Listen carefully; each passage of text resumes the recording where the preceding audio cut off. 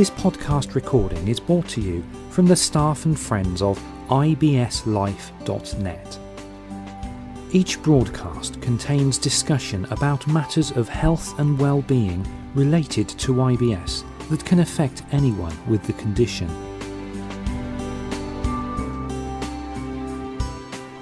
Hi and welcome to the second IBS Life podcast, where today we're going to talk about exactly what is IBS obviously for the people that know what it is, you know exactly what it is, but for other people you may have heard of, like your relatives or friends or whatever, say they've got the condition and then you want to know a bit more about it. So before we get started, for those that know us, my name's Kevin, I'm with Sean. And I'm Rick. And we're the administrators of the website. So let's move on then. The first thing we're going to talk about, what is IBS? The initials IBS, what does it mean? Well, IBS stands for Irritable Bowel Syndrome. Not really a glamorous sort of subject to discuss, but there are a lot of people out there. Is it 58 million Americans are said to? Was it 56? What is the actual percentages? It's about 10% or something, isn't it? About 1 in 5, isn't it? Yeah. I think is supposed to have IBS in some form or another. Now, IBS is a syndrome, which irritable bowel syndrome, which means that it's not just one single thing, it's a combination of varying symptoms. So there's the thing is, being a syndrome, there's no one specific treatment for it, and it's different for everyone. That's quite hard to diagnose as well. It's a nightmarish scenario because everybody who has IBS has different symptoms to the next person. You know, there are general symptoms, but you know, there are so many different things. I think the doctor will look for general symptoms. Mm-hmm. So what are these sorts of, what are the most common symptoms? Okay, the symptoms of IBS are generally constipation and diarrhea. Obviously not at the same time, but anyone who's experienced IBS will know that you can have both of those. Usually it's very painful, and people do tend to treat both of these symptoms themselves, although, you know, it's not wise to self-medicate, but a lot of people at first don't really know what it is, do they? They just think it's food, or that's right, just something about their diet, or the thing is, when these symptoms they seem to go on and on and that's on the and thing. on. And that's what IBS is. It's basically, you know, you just constantly got a bad stomach, whichever way. Now you can be IBS-C, which is constipation dominant, or you can be IBS-D, which is diarrhea dominant, or you can be both. And it can become extremely frustrating to live with. Well, it can, because it completely curtails your movement. Yes, for one thing. One of the big things about IBS is you never know whether you're going to make it to a bathroom in time. That's right. A lot of people get this sudden need to go, and you know and that adds to the stress. It becomes very stressful to live with. And stress does not help IBS. It's probably the cause of a lot of IBS. And the more stressed you are about worrying about whether you can get to a bathroom or not, the worse it gets. So it's it's an ever decreasing circle of worry. You can hear that panting in the background. Don't worry, it's just Billy the dog. He's a bit restless tonight. We have a few fireworks going off. Well, he's not had his walk. He should have been out a while ago, but he couldn't go out because I took him to the door. Fireworks happened. He didn't want to go out, and did you? Bless him. Never mind. Okay, now we're going to move on to the causes of IBS, and it seems to be different for different people. Explain. Yeah, it's there's a lot of grey area, isn't there? Yes, there is. With the causes. The big one is food. There are. Are we talking allergies? No, allergy is something completely different. An allergy is a reaction to a specific substance or food, and it's not IBS. If you're allergic to something, it's something completely different. But it's an intolerance and to certain foods, but finding what those foods are can be a nightmare. Yeah, because you have to just eliminate one thing and to see if your stomach's any better, and then another thing. So this is a question from a layperson now. If you say that it's certain foods can cause certain forms of IBS. If you find out what it is, can that cure IBS? No, that's a myth. Right, so if you like someone who says, "Oh, mine's red peppers," or "Mine things chilies," you stop it. A lot of IBS sufferers get quite mad at people who say, "Well, just find out what the food is and don't eat it anymore." Right. It's not that simple. Yeah. IBS is more than just about food intolerance. It's excuse me. The food intolerance is a big part of IBS, but there are so many other factors, and stress and the brain gut connection that's very is important, huge. I think, And it's, controlling your stress levels is another huge part of IBS. But like I said, food is the big one. But if you can find out, approximately what sort of food groups do affect you, then by trying to stay out of their way, you can reduce your symptoms. But IBS is I not can't curable. eat red peppers, any sort of peppers, but I'm not free of IBS because I cut those out about 8 years ago.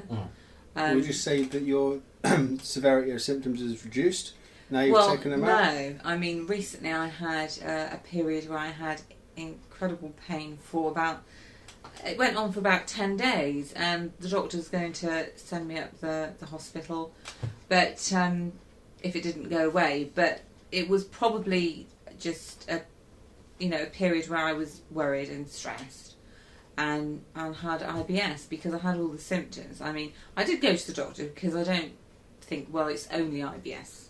I will go to the doctor. And that's a very important point, actually, is that you shouldn't self-diagnose yourself. Never self-diagnose IBS because the symptoms are... But the thing is, they're so generic. The symptoms, they're in so many other conditions. Well, they are. There are a few more serious things out there, but they're actually a lot rarer than your imagination will let you believe. Yeah. But it's always best to go see the doc and just get checked out to make sure that it's nothing more serious. Yeah. And then once you've established it is IBS, then you can move forward. And that's where we can help, isn't it, with this website and the strategies and tips. That's what we hope with the website. The thing is IBS, living with IBS is a bit like people who live with asthma or something like that.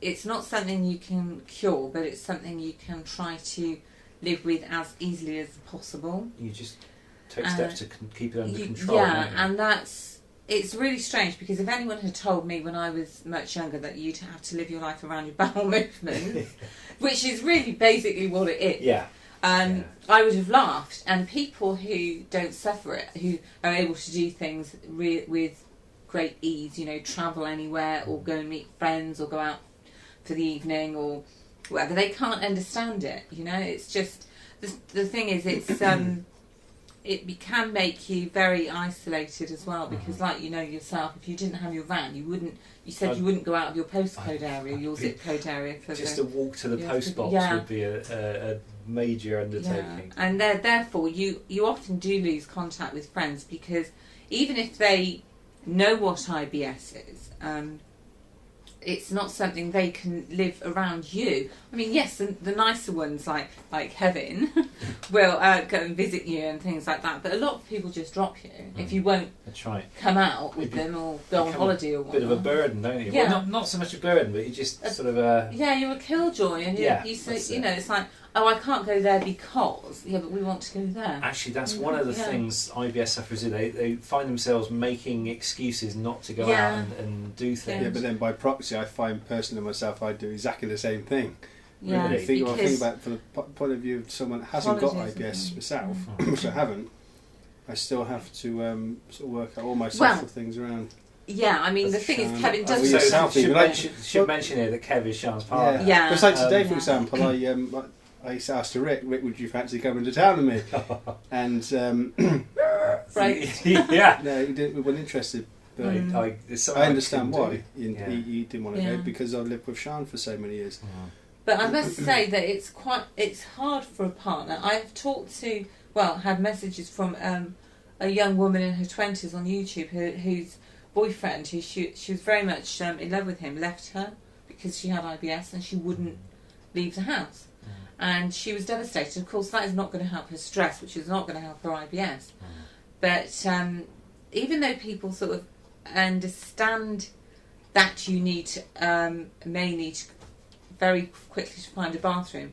You can't really blame people for not living their lives around your bathroom movements, can you? So you do find yourself isolated. It's like, I've got a brother that's in Spain, and he's also your oldest friend. Yeah, that's right. And You he sort would of grew up love you together. to go and see him. Yeah. But unless, you drove, which is, it's possible, I suppose, because you could drive in your van. There's no way, and it's the same with me. I said, Mum, I have to be on a plane with all those people with, I don't know how many toilets, 4 on a plane, is that? If you're And lucky. they don't have sick bags anymore, apparently, according to my friend. No. And I I suppose get it terribly it sick. depends on what airline you go with, to be honest. Well, when my friend came over from Canada, she was feeling really ill because she may have IBS herself and wanted a sick bag, and they don't give you them. I thought, that's not travelling, that's not going on holiday. To me, that's torture. Yeah. That's exactly not the psychological stuff that even just goes on in your head is Mm. just awful. I mean, for one thing, you have to get to the airport, which involves getting a train, which involves then getting a bus, then that involves waiting in the airport, then that involves getting on the plane, then that's in a plane with all these people and 4 toilets, and then there's going off the plane and getting an hour's journey to where my brother. This is exactly the same conversation I have with my family. Yeah. Every once a year we plan. We sort of go. We all club together and we get a big farmhouse somewhere and we just have a weekend, a long weekend away. And it's great fun. They're talking about going to Spain and actually getting a villa in Spain for a week. And they're saying, "Come on, Rich, you just jump on a plane." That's it. Just jump on a plane. There's toilets on the plane. I was thinking, hang on a minute, I've got to get to the airport to start with. Okay, have you ever been on a train like this that you've got to stand for? They're normally so packed. I haven't been since I was, about 5 or 6 years the last time I was on a train. But then you get to the airport That at the was other fun, end. wasn't it, Shan? You get to the other end. You got a taxi driver or a coach driver or something from the airport to wherever you're going. I'm not going to survive that. No. My head is not going to deal with that. No, it's not. I mean, it's not. I'd have to be completely drunk to even. I was going to say, I could someone probably would do it have with a dozen lagers down with. or someone would have to just put you out with general anaesthetic for the whole trip. Wake me up when I get there. This thing where people say, "Oh, just jump on a plane." It's just. What do you mean jump on a plane? It is not that simple. It really isn't.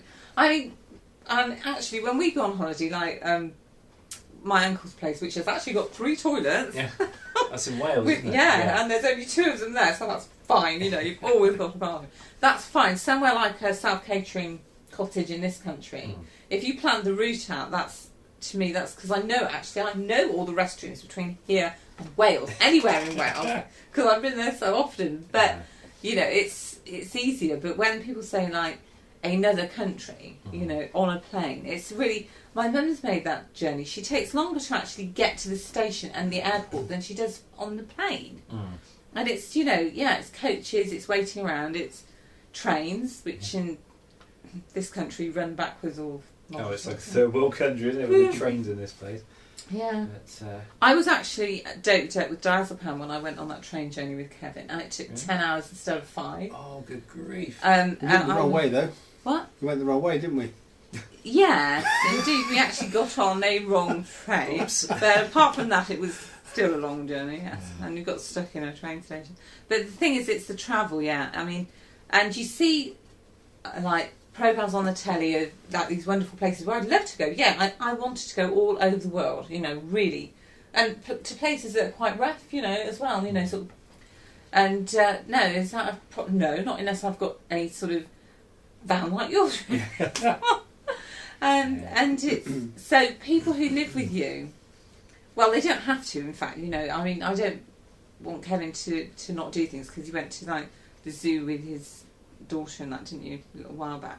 But when it comes to you do things like couples do, which is go on holiday for a week or 2 weeks. That's unless it is in this country to my uncles or something. It's just not on. But what about simple things like just going out for a meal and things like that? I don't like going out for meals because the thing that goes into my head is, here is a place which is a restaurant or a pub or something. How many toilets have they got for all these people? That may be in that place. What is the ratio of toilets to people? Well, I'm happy to let you know you're not the only person who thinks that way. And this is also why I don't like crowds, I think. I mean, I am agoraphobic, which is actually not a fear of open spaces, it's a fear of people, crowds of people, and that is a lot of the reason is that there's too many people per toilet. And I mean, that sounds really bad. Do you think that agoraphobia has developed over time as a result of IBS? No, I had agoraphobia first. Oh, okay.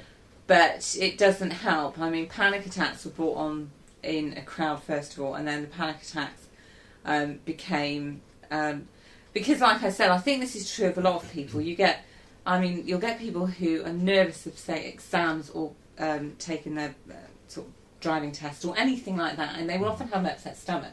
I think with IBS, it's almost like instead of having one thing that you're worried about that you get over it, it's constant low-grade stress and fear that sometimes you're not even aware of.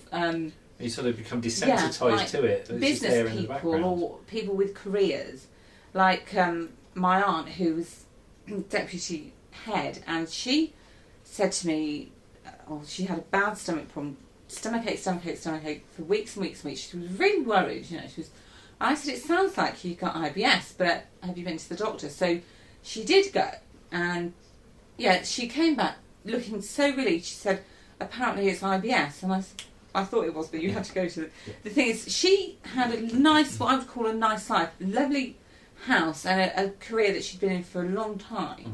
But it's a teaching career, that's stressful.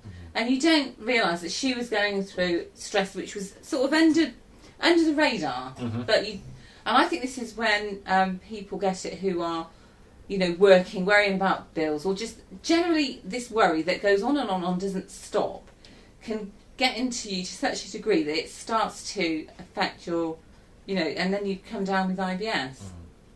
So it's more like boils down to the brain-gut reaction. Yeah, that's exactly it. But sometimes people are not like me. They don't maybe suffer from panic attacks or agoraphobia or severe anxiety, but they'll still have IBS because there's this constant drain of stress running through their lives. It might just be about their family or a relationship, or just all these bills coming up at the end of it, and things like that just go on and on and on. You wouldn't think they're terribly, vital, but because they're living with them all the time, it just seems to go from your mind straight into your stomach.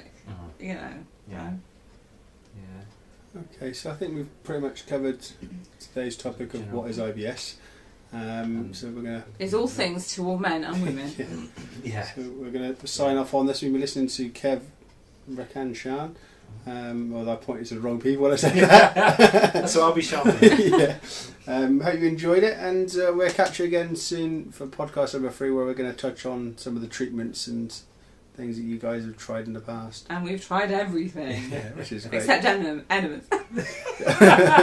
That's a future project. No, I'm not trying one. Anyway, we'll speak to you again soon. Okay, take care then. Bye. Cheers now. Bye. IBSlife.net. Living life every day with IBS.